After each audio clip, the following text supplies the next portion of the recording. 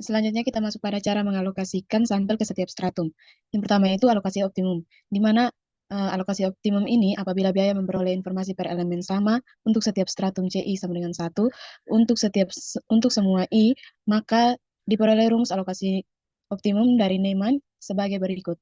NI sama dengan NI dikali dengan sigma I per sigma dari I sama dengan 1 sampai K dari NI dikalikan dengan sigma I, kemudian dikalikan dengan N, dengan I dari 1 sampai dengan K. Untuk memperjelasnya, kita masuk pada contoh soal. Seorang ahli biologi akan melakukan eksperimen dalam rangka untuk mengetahui rata-rata berat badan sejenis binatang tertentu yang diberi sejenis makanan tertentu pula. Seluruh binatang sebagai populasi sebanyak 90 ekor, 50 jantan dan juga 50 betina dan 40 betina. Pemisahan jenis binatang menurut jenis kelamin dapat dianggap sebagai pembentukan stratum, di mana stratum 1 sama dengan N1 sama dengan 50 ekor, kemudian stratum 2 atau N2 sama dengan 40 ekor. Biaya pengukuran sama untuk setiap stratum. Dari stratum 1 dan stratum 2 besarnya range, berat binatang masing-masing sebesar 10 gram dan 8 gram. Dengan anggapan bahwa binatang ini berat binatang mengikuti distribusi normal, maka simpangan baku sama dengan 1/4 range, sehingga sigma sama dengan 1/4 sama dengan 2,5 dan sigma 2 sama dengan 2. Soalnya, berapa besar sampel setiap stratum agar perkiraan rata-rata berat binatang mempunyai kesalahan sampling 1 gram dan tingkat kepercayaan 95%. Untuk penyelesaiannya, di sini kita akan mencari dahulu eh, N1 dan juga N2-nya, di mana kita menggunakan rumus NI sama dengan NI dikali dengan sigma I per sigma dari I sama dengan 1 sampai 2, karena di sini hanya ada 2 sampel, dikali dengan NI dikali sigma XI dikalikan dengan N, di mana sigma I sama dengan sigma dari NI dikalikan dengan sigma SI, di mana I dari 1 sampai 2 sama dengan N1 dikalikan sigma 1 ditambah N2 dikalikan sigma 2. Di sini kita substitusi yang sudah diketahui tadi, maka kita dapatkan hasil dari penjumlahan tersebut adalah 205. Kemudian kita mencari N1 dengan rumus N1, di N1 sama dengan N1 dikalikan dengan sigma 1 dibagi dengan sigma 1 sampai 2 dari NI dikalikan dengan sigma I, kemudian dikalikan dengan N.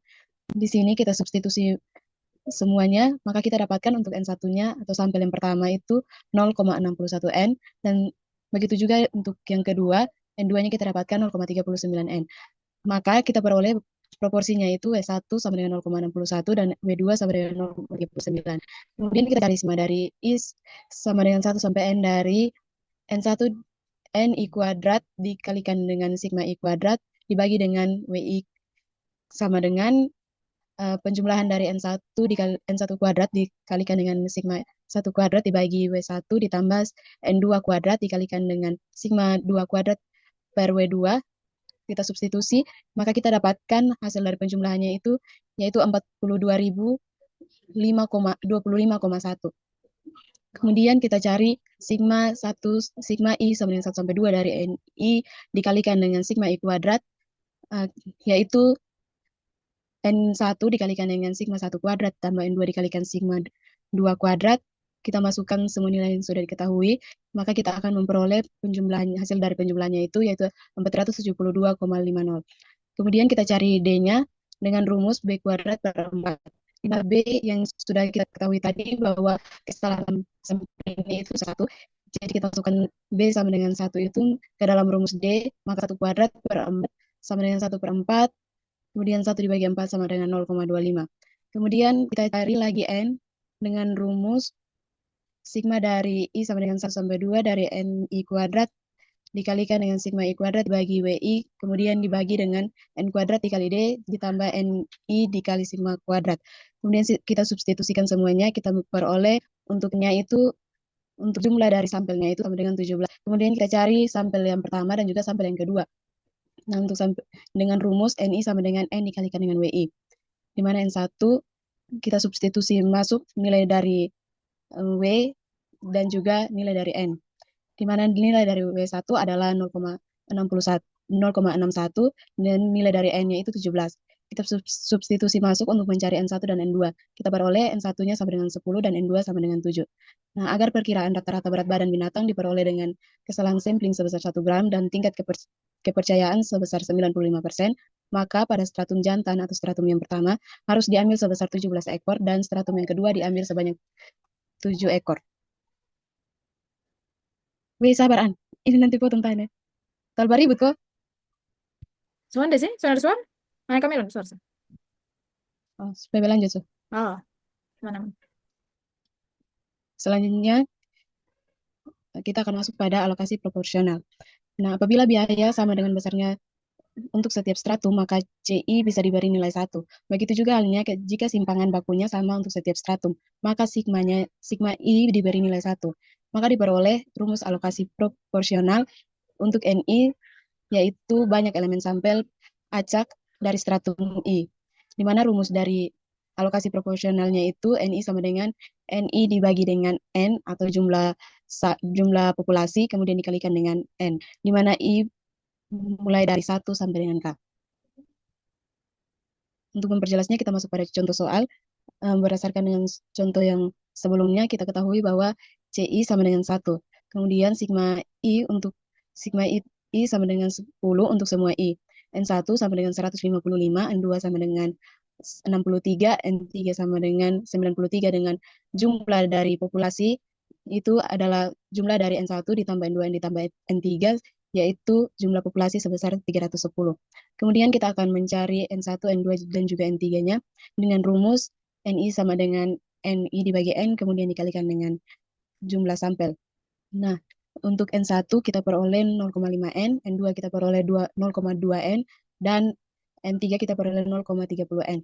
Maka kita peroleh proporsinya yaitu W1 sama dengan 0,5, W2 sama dengan 0,2, dan W3 sama dengan 0,30. Kemudian kita mencari untuk kesalahan samplingnya dengan rumus 2 dikalikan dengan sigma X bar ST sama dengan 2, yaitu sigma X bar ST sama dengan 2 per 2, yaitu kesalahan samplingnya sama dengan 1.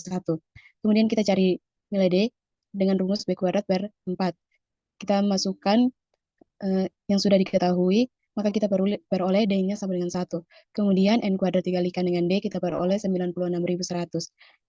Selanjutnya kita cari sigma dari I sama dengan 1 sampai 3 dari NI kuadrat dikalikan dengan sigma I kuadrat dibagi dengan WI, maka kita peroleh hasil dari penjumlahannya itu sebesar 9.610.000. Kemudian kita cari lagi sigma dari I sama dengan 1 sampai 3 dari NI dikalikan sigma I kuadrat, yaitu penjumlahan dari N1 dikalikan dengan sigma 1 kuadrat ditambah N2 dikalikan sigma 2 kuadrat ditambah N3 dikalikan sigma 3 kuadrat. Maka kita peroleh hasil penjumlahannya itu 31.000. Kemudian kita mencari sampelnya dengan rumus N sama dengan sigma I sama dengan 1 sampai 3, NI kuadrat dikalikan dengan sigma I kuadrat dibagi N kuadrat D, ditambah dengan NI dikali sigma I kuadrat. Kita peroleh banyaknya sampel sama dengan 75,6, karena ini sampel kita bulatkan menjadi 76. Kemudian kita akan mencari N1, N2, N3-nya itu dengan rumus NI sama dengan N dikalikan dengan WI. Kita peroleh N1 sama dengan 38, N2 sama dengan 15, dan juga N3 sama dengan 23. Nah, di sini ternyata hasilnya itu berbeda. Dengan jumlah biaya tetap akan dialokasikan sampel ke setiap stratum agar diperoleh perkiraan dengan varian yang minimum. Kemudian dengan menggunakan data C1 sama dengan C2 sama dengan C3, C1 sama dengan C2 sama dengan 9, dan C3 sama dengan 16, kemudian sigma 1 sama dengan 5, sigma 2 sama dengan 15, dan juga sigma 3 sama dengan 10, dan misalkan biaya yang tersedia adalah 5 SMU, maka kita akan mencari N1, N2, dan N3-nya. Dengan proporsi yang pertama 0,32, proporsi yang kedua 0,39, dan proporsi yang ketiga 0,29.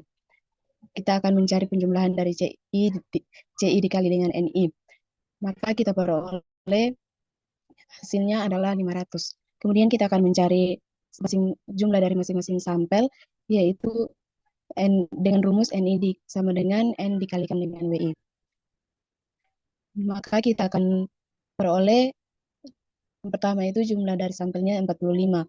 Kemudian kita mencari N1 dan N3-nya sesuai dengan rumus yang tadi, yaitu N dikalikan dengan WI. Bahas materi tentang cara memperkirakan proporsi sebenarnya dari populasi dengan metode stratifikasi. Yang pertama ini konsep stratifikasi. Populasi besar seringkali sangat beragam, jadi kita bagi ke dalam subpopulasi atau stratum yang lebih kecil dan lebih homogen.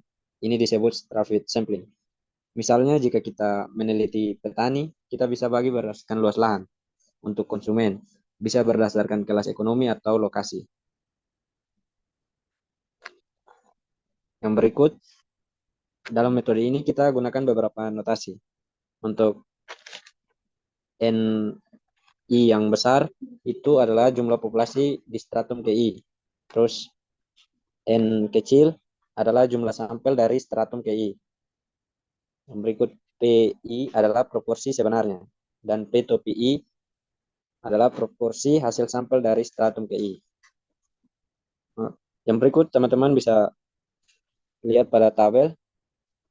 Di sini kita susun data berdasarkan tiap stratum agar bisa dihitung kontribusi setiap stratum terhadap total proporsi. Nah, yang berikut adalah rumus yang dapat kita gunakan. Yang pertama, rumus perkiraan proporsi total. P to P ST.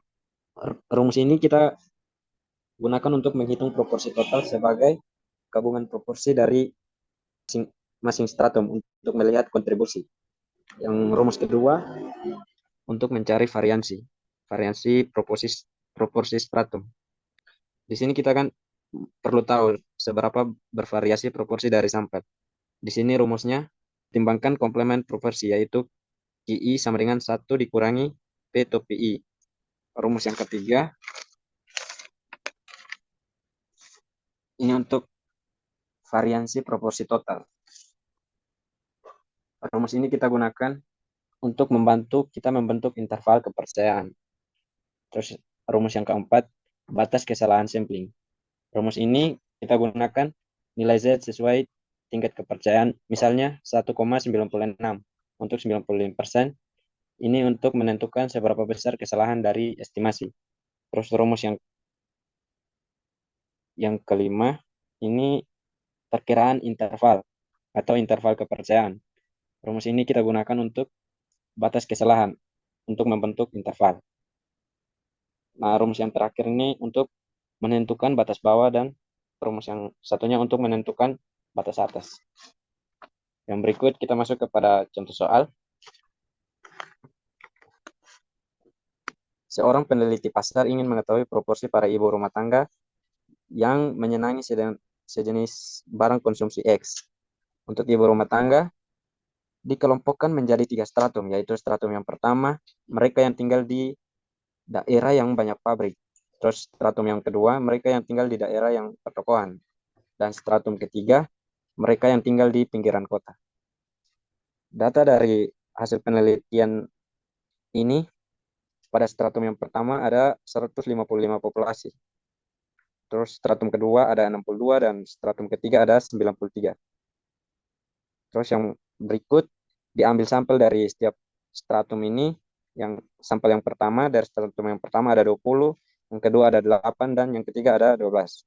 Terus yang berikut ini banyak sampel ibu rumah tangga yang menyukai barang yang sama. Itu pada stratum yang pertama ada 16, terus yang kedua ada 2 dan yang ketiga ada 6. Berdasarkan data di atas, buat perkiraan interval ibu rumah tangga yang menyukai barang konsumsi X dengan tingkat keyakinan 95%. Berikut untuk penyelesaiannya, kita pertama-tama membentuk tabel, kita bagi stratum pertama, kedua, ketiga. Untuk besaran sampelnya, yang pertama itu ada 20, yang kedua ada 8, yang ketiga ada 12. Terus yang menyukai barang yang sama juga ada 16, ada 2 dan 6. Kita masukkan ke dalam rumus, sehingga kita dapatkan nilainya masing-masing ada 0,8, 0,25, dan 0,5. Terus yang berikut kita masukkan ke dalam rumus untuk mencari estimasi proporsi total. Kita masukkan nilai-nilai ini ke dalam rumus sehingga kita dapatkan hasilnya 0,6. Nah, terus yang berikut kita mencari variansi proporsi stratum. kita masukkan ke dalam rumus variansi proporsi stratum.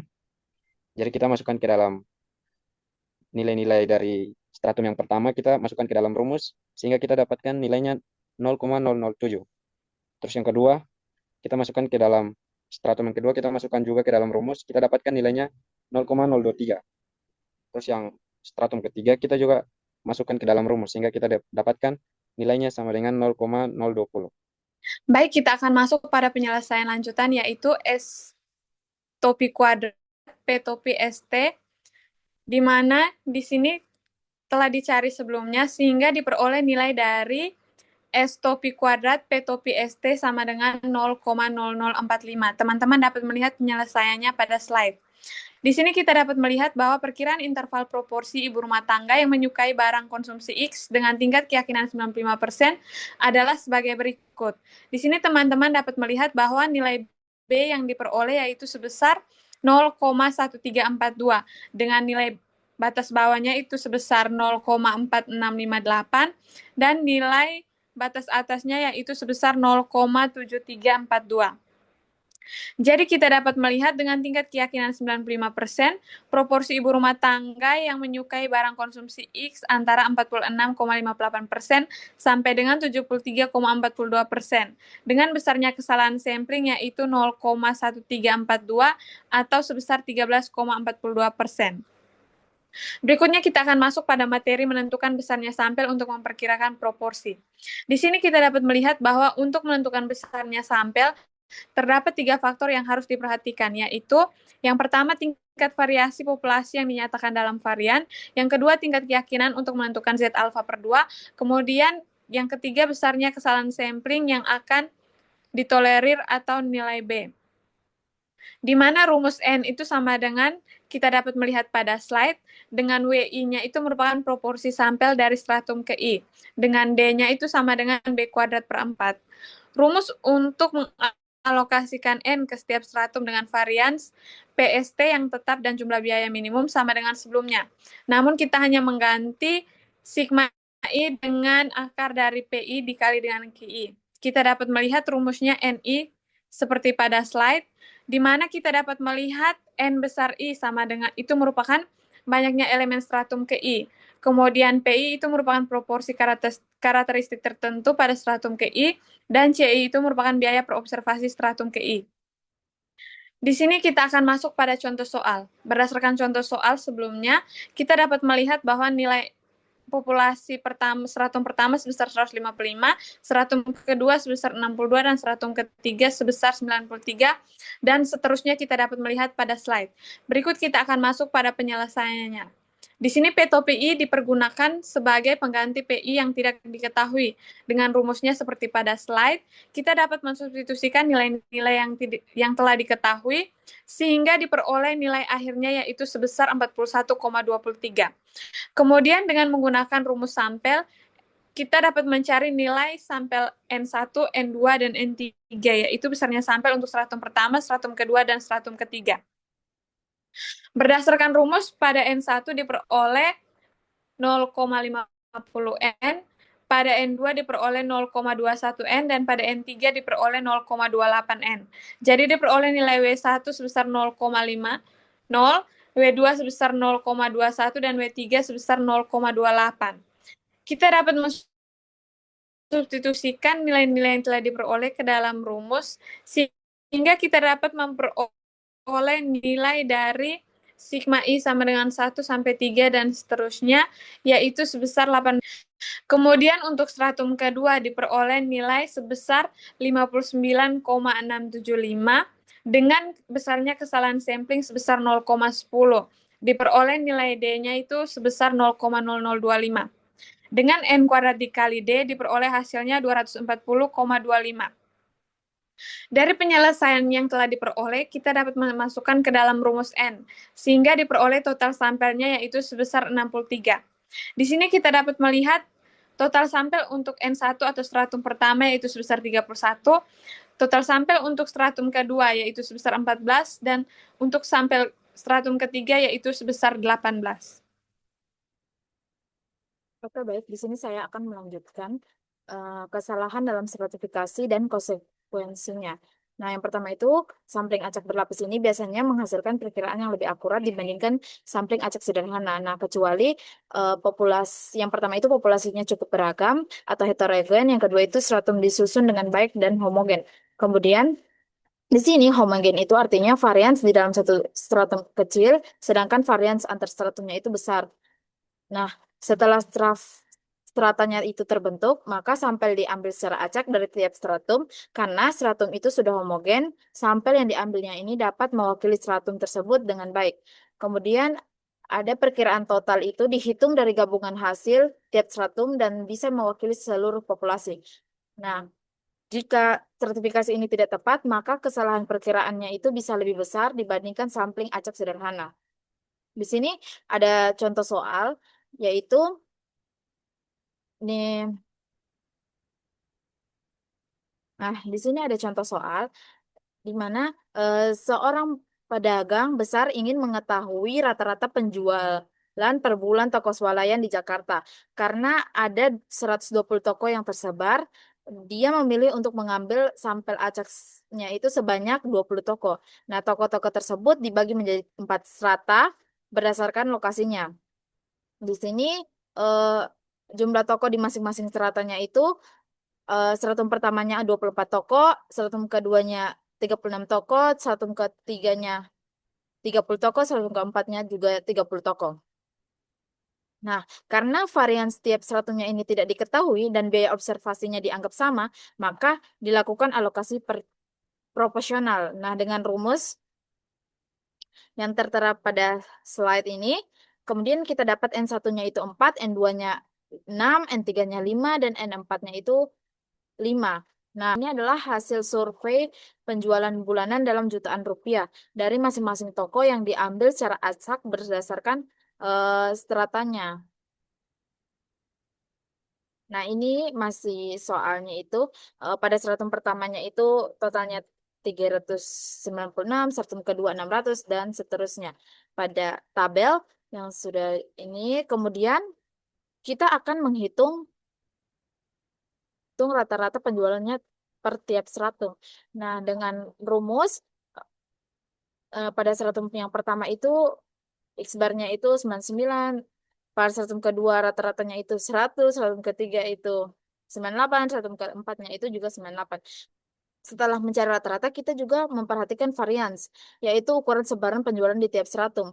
Nah, pada varians yang pertama itu 78,67, kemudian varians keduanya 55,60, varians ketiga 39,50, varians keempatnya 112,50. Nah, berdasarkan data di atas dari setiap stratumnya ini, kita akan buat perkiraan penjualan per bulan dan besar kesalahan sampelnya itu jika tingkat keyakinannya 95%. Kemudian kita masuk ke penyelesaiannya. Di sini yang paling pertama itu kita akan menghitung rata-rata gabungannya. Menggunakan rumus pada slide ini, kita dapat rata-rata gabungannya itu di 98,8 juta atau kita bulatkan dengan 99 juta. Kemudian kita akan menghitung varian stratifikasi gabungannya dengan rumus pada slide, maka kita dapat 2,9217. Kemudian kita hitung batas kesalahan samplingnya itu karena ingin tingkat keyakinannya 95%, maka kita gunakan rumus ini, kita dapat 3,41. Kemudian kita cari interval kepercayaannya dengan batas bawah dan batas atas. Batas bawahnya ini kita dapat di 95,5, batas atasnya kita dapat 102,42. Jadi dengan tingkat keyakinan 95% ini diharapkan rata-rata penjualan per bulan di tiap toko swalayannya ini antara 95.000,58 juta sampai dengan 102.000,42 juta. Sekian presentasi dari kelompok kami. Terima kasih.